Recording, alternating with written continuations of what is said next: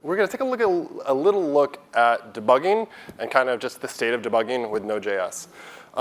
And to give you a little bit of context, I work on Google Chrome. I work on the Chrome DevTools. But I've been invested in DevTools and just generally tooling for a long time. I found this like recently. 10 years ago, I made this stunner right here. A nice little like cheat sheet of keyboard shortcuts for our best friend Firebug. So good. But like even then, I was just really excited to understand what kind of capabilities tools offered us. Because I was always like, I can learn one more thing, and I can be more productive, save my time, and save my stress. And we now have some good tools. We have one tool in particular that is our trusty friend. Good old console log. We all use it. We love it. It's reliable. It's everywhere. You want to know what a value is? Hey, console log's got your back. No problem. So that's great. But while it is useful, like console log debugging, printf debugging, there are more powerful capabilities. So I wanted to touch on a few of those. A year ago at Google I/O, the Chrome team introduced some of the work that we'd done to introduce the V8 inspector component into Node, bringing some new debugging capabilities to the Node project. We actually announced a pull request rather than like something shipping, but hey, it landed, and now it's in there. So that's fine. I'm going to quickly walk through kind of just the basics of how this works. You have a little hello world script. You can run it like that, obviously. But you can run -- inspect. How many people have used -- inspect or something? Good. Yes. Great. OK. Do this. Return the debugger. Also, -- inspect will run it, turn on the debugger, and pause it on the very first statement of the script. I find this is really useful with utilities, other things where it's going to happen really fast, and you want to break at the very beginning to make sure any sort of breakpoints are in place. Now, when you run this, you'll get some output that looks like this. Hey, the debugger is on. It's listening to a WebSocket. And here's some docs. This is a little different than it was before. In previous Node versions, you saw something like this, a bit more text and a big, long URL that you felt compelled to copy paste, and it's kind of awkward. Anyways, don't do that anymore. It's a little bit better. And so this is kind of a good approach to take. So once you've turned things on, head over to Chrome, new tab, type in About Inspect. It'll bring you to a page that looks a little like this. And these are some inspectable targets. You'll see the Node script mentioned right here. But click on this guy right here, the dedicated DevTools for Node. And this is going to pop up DevTools that's just for your Node. Now, another approach to do the exact same thing is if Chrome's open and if a DevTools window is already open, and then you go and you take your script and you start inspecting it. In DevTools now, and this is new as of, it's shipped to Chrome Stable as of this week, right up in the top left corner, we'll add a nice, bright, green, shiny Node.js icon. Click that guy, and that'll bring up the dedicated window for you. So this is just the dedicated window. Obviously, it has less tabs than your typical Chrome DevTools because we're just dealing with Node and its capabilities. But the dedicated window is great because if you're working with your application, then you make some changes. So you're control C'ing your application, and then you rerun it. This dedicated window is going to automatically reconnect to the node that is now there. So it's just there. It's just going to automatically reconnect whenever there's a new one. All right. So those are just kind of the basics. But I want to show a little bit of how this works in action. So we have a little web server app. And when I run it, yeah, OK, yep. Internal server error, great. So we do have some problems. The console is telling me problems, great. Over in Chrome Inspect, I'm going to open this guy up. OK, so this is the app, 40 lines of stuff. Internal server error is right here. And so one thing that I know happens and it's a little, it's kind of confusing. So we're trying to do this. We catch. So we got some exception. And then at this point, we emit an error event. That actually gets heard up here when we're listening on this guy. And then this arrow function is emitting its own error event, passing along the data. Now, I really want to know what this exception is right here, because I'm not getting it out on the console. But one thing that I can do is I'm going to place a breakpoint. Well, I don't actually want it here. I want to break inside of this arrow function. So I can place it this guy, but then turn on this column breakpoint right here. So now, all right, now we go over here, we reload, and I paused inside of the arrow function. And you can see data is inspectable. And so we're paused inside this guy. It's really cool. Works phenomenally well with arrow functions, with asynchronous code. It's super useful. Now, this guy comes down here where I say problem, and I'm losing the details about this exception somewhere between there. I don't know where exactly. I might start out with like a step in, see what happens, but I step in on emit. I'm inside of Node's core events module, which honestly I don't want to walk through this. So I'm going to right click, and I'm going to black box this guy. And with black boxing, it's just saying, hey, you probably, you're just going to avoid stepping through this. So we can see now in the call stack, it says that a few call frames are completely black boxed. And so now when I step in, we step directly to my own event handler for the exact same thing. So just bypassing all that.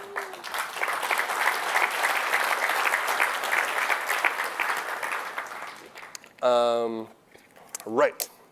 Well, we got that under control. And E is telling us, well, this string, we still don't have our exception. I'll open up the console, just be like, this arguments. Yep, there it is. OK, there are two arguments. Right. OK, that string and then the actual exception. So I was just being silly. So what we can do, just take this guy, Control D for multiple selection, comma, spread. Good. And I'm going to hit Control S. Control S is a live edit. It's kind of like a hot module reload, but at the V8 level.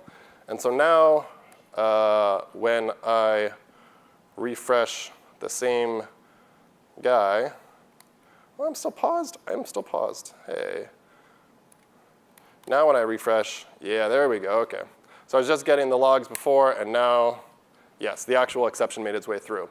Nice thing here is I didn't have to restart Node. The live edit meant that I'm able to just keep that running, make some changes, and then see what happens. All right, so thank you. So showed just a few things here: column breakpoints, black boxing, live edit, all this good stuff that's been available when you're debugging Chrome. Now all available when you're debugging with Node as well. All right, bring it back to these guys.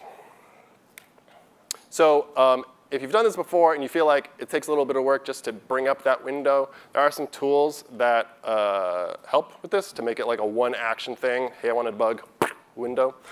There's a Chrome extension called Nim, a project called Spec Process, another one called Rocket. Just makes it kind of a single action to get that up and running. Really what they're doing is opening this URL. We just need the DevTools URL with the WebSocket kind of hooked into it.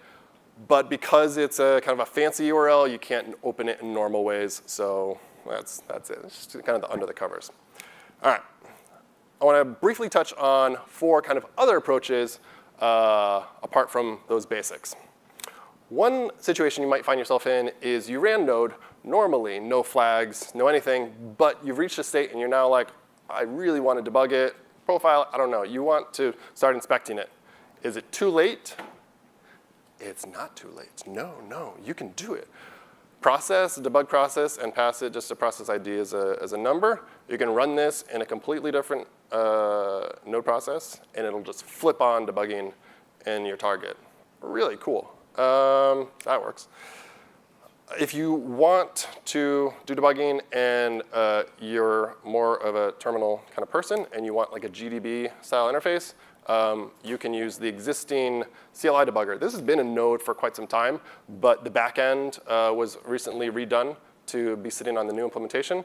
But you just work with the script here on the command line with some short commands. It's pretty great. Now, another approach is via the DevTools protocol. Now, as you saw, there's this WebSocket port, and that just speaks JSON RPC with the DevTools protocol. This right here, what we're looking at, is a script that attaches to Chrome or Chrome headless and just captures a JavaScript profile just automatically. If we wanted to take this script and have it run against Node instead, we just change the port to connect to Node's debugging port. Otherwise, the rest of it works. The entire DevTools protocol that Chrome uses is obviously bigger than the set of what Node is using, but there's some great overlap around profiling, debugging, console, and the runtime, all this. So you can do this here over the WebSocket. Another approach is to use the new core inspector module that was added, I think is new in 8. And here you just set up a session and you talk the exact same protocol, profiler, enable, start, stop, same thing as we were doing in the last one. But this is happening inside of your Node process instead. Also a decent option. With debugging out of the way, I wanted to quickly touch on tracing. Because there's some cool stuff. Now, tracing is a very powerful collection of tools. On the Chrome team, we use this to understand what is happening in the browser. This is 2 seconds of loading a page on Wikipedia. And on Chrome, we use this to understand what is happening. Anything that's taking time, we go to a trace. That is the ground truth. And so much stuff is instrumented there. And this is like the most basic looking thing. It can get a lot more involved, but we're going to skip over that. Traces are really, really powerful. And the great thing is now this whole capability is available in Node. It is still early days, but this is how you can do it. Run with trace events enabled. And after you run this, it's going to spit out a JSON file of the trace. And you can open that up in Chrome in about:tracing. Just drag it in, and you'll see something like this. This is one that I captured with Node just the other day. So there's a few things going on here, and it gets really interesting in this area in the middle. I'm not going to zoom in and export too much, but I've selected this whole region. And down at the bottom, we see some of the results. We have that we know how much time V8 spent executing, compiling, parsing, doing GC work, total time, self-time, and the on-CPU time. So some nice breakdown around the timings of what's happening on that thread. And then above it is some really fascinating stuff. And this is actually showing me here kind of a breakdown of where my latencies are between DNS and TCP connection and the rest of the network request. Really helps, in this case, identify where the certain latencies are. I will point out that this aspect is sitting on top of the new async wrap implementation in Node Core. And this part isn't yet landed in Node. But there's a good-looking pull request, really good stuff that, when landed, will enable this. Still, the kind of detail in here in the trace, there's a lot more opportunity. So I'm really excited to see continued investment in instrumentation and understanding all sorts of things and what's happening inside Node, like understanding when the event loop is doing work or whatever. This is a great solution to instrumenting all that and building tools around it. Yes, good. A basic trace looks like that, but there are some off-by-default categories which give you more detail at the cost of a little overhead. This would be the magical incantation that turns on all those categories. Yeah, there you go. So that's about going to wrap it up for me. One last thought I want to leave you with is just explore and think what is beyond the console log. Thank you guys very much.